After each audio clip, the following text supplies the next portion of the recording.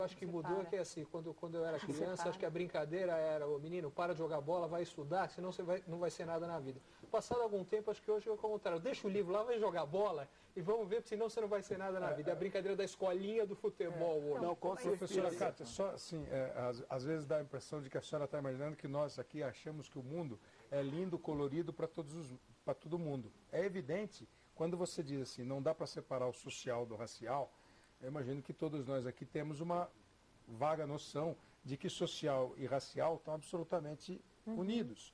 Porque a pessoa, se você chega à conclusão de que há entre a população mais pobre um número X de representantes de tal raça ou de outra raça, claro, você vai ter é indissociável. Sim. Não há como dissociar. Só para gente... Até no caso do futebol, até no caso, quando ele falou de treinador, realmente a conclusão, não, conclusão, para pegar esse ganchinho. Não, é que só para completar a frase, assim, então, é lógico, é indissociável a questão social da questão racial.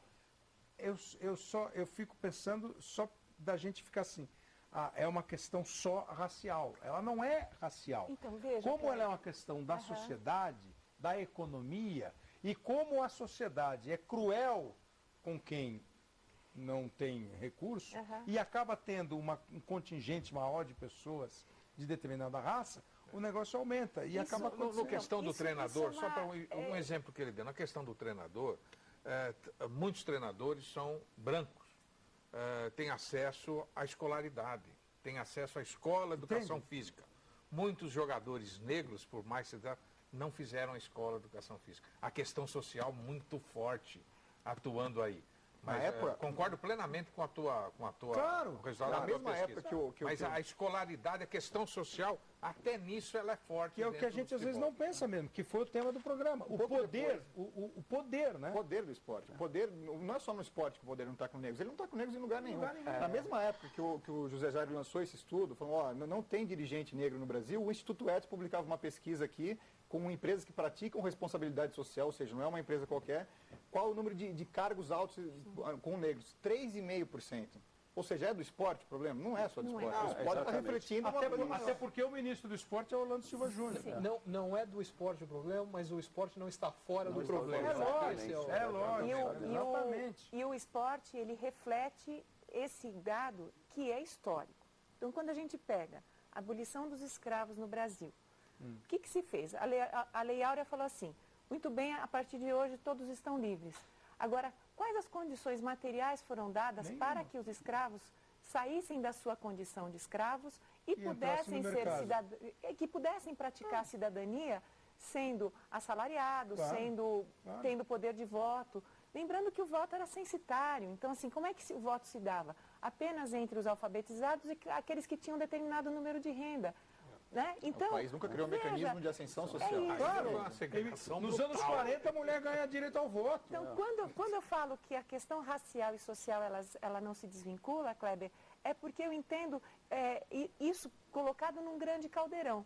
Então, no Brasil, nós temos uma forte tendência a dizer que assim, não há discriminação de gênero, não há discriminação racial, que nós vivemos num mar de harmonia. Isso que o Guilherme está falando, a gente vê muito na universidade também. Né? O Jairo conhece, você vive essa condição. A universidade também não é aberta e facilitada ao negro. Eu participei de um congresso da Sociedade Brasileira para o Progresso da Ciência há uns anos atrás, e nós fizemos uma mesa sobre a questão do racismo, do poder no esporte. E um colega foi para essa mesa e ele, assim, foi um congresso no Nordeste, ele chega no congresso de short, camiseta, essa coisa, e quando ele vai no balcão das inscrições pegar a sua inscrição, a menina da secretaria fala assim, o balcão dos artistas é lá. Né? Então, assim, como se ao negro sobrasse algumas modalidades esportivas e as artes. Então, assim, por quê? Toca axé, né? É do samba. Então, veja, quando nós ela foi preconceituosa, inclusive, contra os artistas.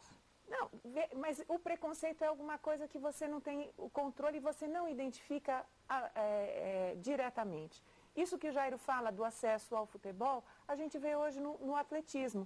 Então, assim, quando você olha no Brasil e também fora do Brasil, não é só pela condição fisiológica do atleta, mas o atletismo é uma das modalidades de mais fácil acesso a todos.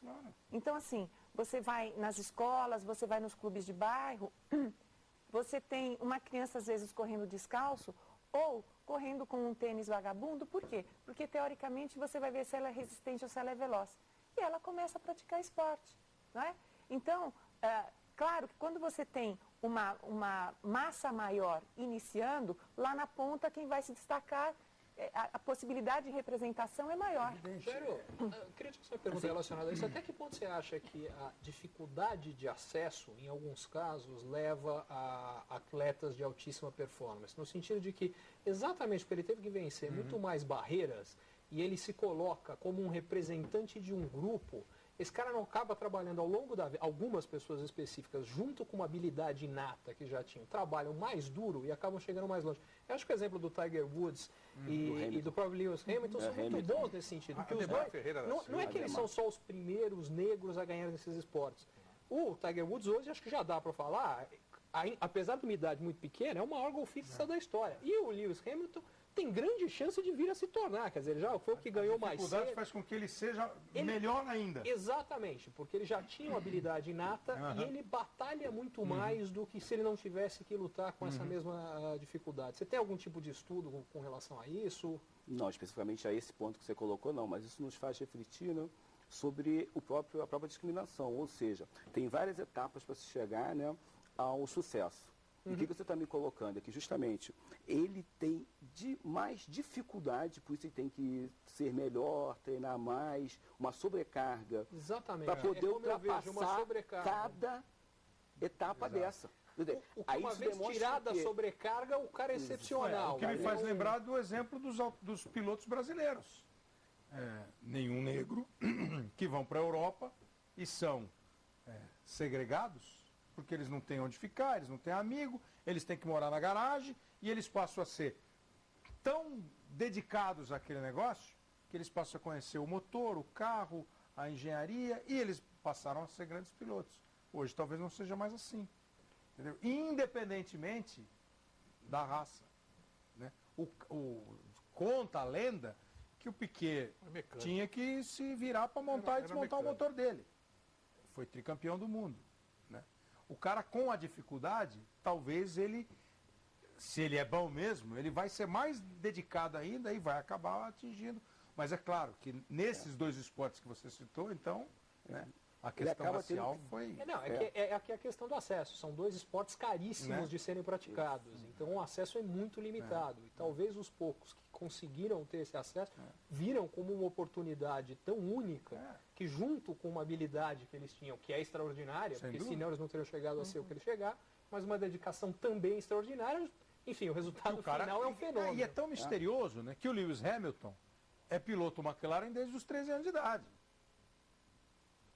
Então, alguém viu nele um potencial. É que eu não sei qual é a questão racial na parada, entendeu?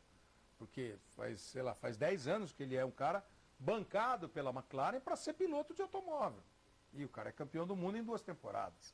Então, que ele é talentoso, não há dúvida. Na questão social, o Pelé conta que uma das coisas que mais impulsionou ele para fazer sucesso na vida foi o dia que o Brasil perdeu a Copa de 50 e o pai dele chorava num cantinho copiosamente a derrota do Brasil. Pelé devia ter 9, 10 anos e o pai machucado do joelho, já não conseguia jogar e trazer o dinheiro para casa. Aquilo deu, ele chegou para o pai